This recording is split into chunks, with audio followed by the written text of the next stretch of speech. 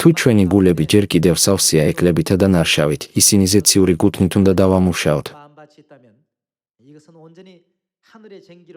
ჯერ კარგ ნიადაგად უნდა ვაქციოთ და სახარების თესლი დავთესოთ. ხოლო ამის შემდეგ შევძლებთ 100 მაგი ან თუნდაც 1000 მაგი კეთილი ნაყოფის გამოღებას. ამასთან დაკავშირებით დღეს ხადაგების სათაურთან გატეხეთ ყამირი ერთად, განვიხილოთ ღვთისმსწავლებანი. თესლის დათესვამდე მიწა უნდა დავამუშაოთ. როდესაც მიწა იხვნება და თესლისთვის უარგისი სხვადასხვა რამ მთლიანად ამოიძირკვება და მოიშორება, დათესილ კარგ თესლს ბევრი კარგი ნაყოფის გამოღება შეუძლია.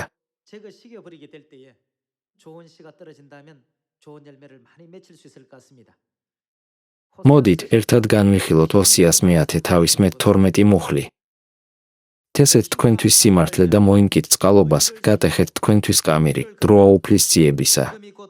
როცა ღმერთის ძიების დროა, ჩვენი ყამირი უნდა გავტეხოთ. ვიდრე მოვიდოდეს და სიმართლეს გაწვიმებდეთ.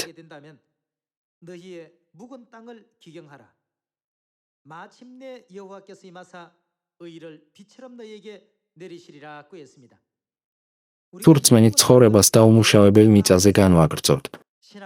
თუ არ მოხნავთ ჩვენს გაქვავებულ გულს, რომელიც გაუხეშდა და ურწმუნო გახდა, ჩვენი სულიერი ცხოვრება ვერასდროს იქნება სრულყოფილი.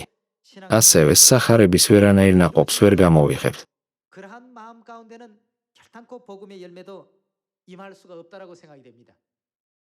ამიერიდან ყველამ უნდა ვიჩქაროთ ამ ყამირი მიწის დამუშავება.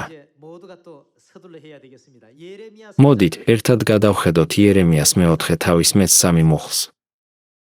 რადგან ასე უთხრა უფალმა იუდას კაცებს და იერუსალიმს, მოხანით თქვენთვის ანეული და ნუ დათესავთ ეკალთა შორის. არავინ თესავს თესლს დაუმუშავებელ მიწაზე. ადამიანები ჯერ მიწას ასუფთავებენ და აწესრიგებენ, შემდეგ კი შესაბამისად თესავენ თესლს. რას ნიშნავს კარგი ნიადაგი? ეს მოსიყვარულე გულია. როდესაც მოსიყვარულე გული გვაქვს, შეგვიძლია 30 მაგი, 60 მაგი ან თუნდაც 100 მაგი კეთილი ნაყოფი გამოვიხოთ. ამიტომ შეგვიძლია ვთქვათ, რომ პრობლემა ჩვენს გულებშია. წვრილმანებზე კამათის, შურის ან ეჩვიანობის ნაცვლად ერთმანეთის მიმართ. თანამგრძნობები ვიყოთ და საჭიროების შემთხვევაში დავეხმაროთ ერთმანეთს. როდესაც გვექნება მადლიანი გულები, რომლებსაც ქრისტეს სწავლებების მორჩილებით ერთმანეთის სიყვარული ძალუძთ,